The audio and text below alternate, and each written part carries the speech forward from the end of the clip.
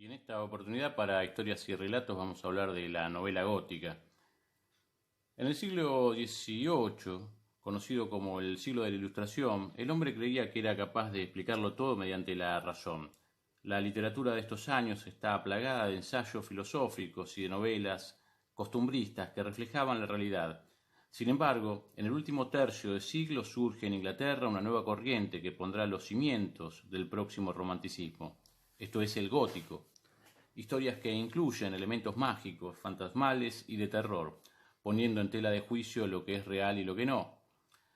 En términos estrictos, el gótico se extendió desde 1765 hasta 1820 aproximadamente, aunque casi todos los autores del romanticismo del siglo XIX volvieron su mirada hacia él, inspirando algunas de sus obras más famosas. El goticismo decayó a finales del siglo XX con la irrupción del positivismo, que promulgaba una explicación científica para todo. Las obras de terror gótico también son llamadas historias de fantasmas. El adjetivo gótico se usa porque muchas de las historias se marcaban en una época medieval, o bien la acción tenía lugar en un castillo, en una mansión o abadía de estilo arquitectónico antiguo. Algunos estudiosos distinguen el género obras históricas de autores como Walpole, Irving o Becker, de obras de terror y de obras de horror.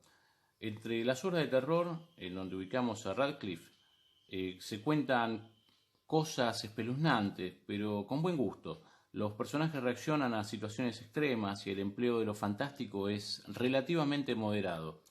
Y también en lo que respecta a obras de horror, y en este lugar ubicamos a Lewis, se trata sobre lo sobrenatural y de manera tal que éste se manifiesta palpable y se hace una detallada descripción de ambientes y de sucesos brutales que golpean al lector y lo sobrecogen. En lo que respecta a las primeras obras, el goticismo, como cualquier movimiento, evolucionó a lo largo de los años, por lo que existe una clara diferencia entre las primeras obras de finales del siglo XVIII y las últimas del siglo XIX. Probablemente se considere a El Castillo de Otranto de 1764 de Horace Walpole la obra fundadora del género. Su autor incluso firmó con seudónimo e hizo pasar el texto como una traducción por miedo al ridículo, no confesando su verdadera autoría, eso sí, hasta la segunda edición, cuando ya era todo un éxito. Esta obra fue la pionera del género y en ella ya vemos algunos de los elementos típicos: el castillo, el monasterio medieval, un villano, una dama virtuosa, la presencia de lo sobrenatural, la presencia de hechos inexplicables, atmósferas inquietantes, en fin, la historia de un principado y su usurpador, Manfredo, el cual intentará que no se cumpla la terrible profecía que vaticina el fin de su estirpe y la pérdida de su castillo. En 1773, Aiken publicaría el incompleto Sir Bertrand, en donde un noble es atraído en mitad de la noche hasta un sombrío páramo donde se levanta un lúgubre castillo. Allí revivirá a su angustiosa moradora, quien le servirá un banquete. De Clara Reeve tenemos The Old English Baron de 1777, cuyo protagonista se llama Sir Philip Harclay, un caballero que regresa a Inglaterra medieval y encuentra su hogar usurpado y por eso va a tener que enfrentarse a traiciones y horrores. The Races A Tale of Other Times de 1783 de Sophia Lee es otro ejemplo de gótico temprano que se mezcla con romance histórico. Sin embargo, la reina del género haría su irrupción en la década de los 90, Anne Radcliffe, autora de 6 novelas, entre las que sobresalen Los misterios de Udolfo de 1794, en donde una joven francesa, Emily, es llevada a los Apeninos italianos tras la muerte de sus padres y encerrada en el castillo del esposo noble de su tía. Destacan también los castillos de Eithne y Dunwayne de 1789 o El italiano, o El confesionario de los penitentes negros de 1797.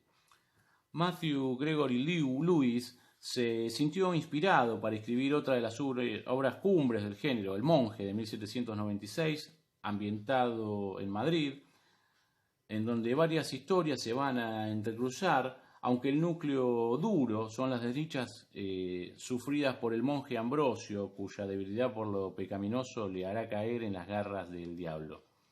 En lo que respecta a la evolución, las novelas góticas clásicas se fundieron con el romanticismo a comienzos del siglo XIX.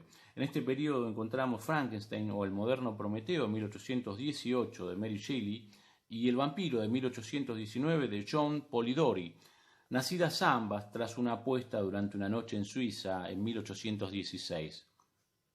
Shelley logró la inmortalidad, mientras que Polidori también gozó del éxito y fue referente de escritores posteriores al dotar de una fuerte personalidad a su protagonista, Lord Ruthven, un aristócrata seductor, alejándose de la figura clásica del monstruo del folclore del Este, de la Europa del Este, a la hora de representar a los vampiros. En 1820 se publicó otra de las obras cumbres del género, Melmoth, el errabundo de Charles Maturin. La novela cuenta cómo Melmoth, tras sellar un pacto con el diablo a cambio de inmortalidad, lleva una vida marcada por la desgracia con un cuerpo que vaga sin alma. No podrá deshacerse de la maldición a no ser que encuentre a otro ser que acepte el mismo trato. Posteriormente existe una literatura de terror inspirada en los inicios del goticismo. Mencionemos algunas, como La abadía de Northanger de 1818 de Jane Austen, El espectro del novio de 1820 de Washington Irving, La muerte amorosa de 1836 de Théophile Gautier, Jane Eyre de 1847 de Charlotte Brontë y Cumbres borrascosas de 1847 de su hermana Emily Brontë. También tenemos que mencionar La caída de la casa de Usher, 1839, de Edgar Allan Poe, El monte de las ánimas, de 1864, de Gustavo Adolfo Bécquer, Carmilla, de 1872, de Sheridan Le Fanu, y por supuesto Drácula, en 1897, de Bram Stoker. Dentro de las obras que se destacan para este periodo encontramos también Otra vuelta de tuerca, en 1898, de Henry James, o El fantasma de la ópera, de 1910, de Gaston Leroux. A finales del siglo XX, las novelas vampíricas de Anne Rice se consideran herederas del gótico, según la opinión de muchos. En España también se cultivó este género, destacando algunas de las leyendas de Bécquer: La sombra de Benito Pérez Galdós, La mujer alta de Pedro Antonio Alarcón o Vampiro, de Emilia Pedro Bazán.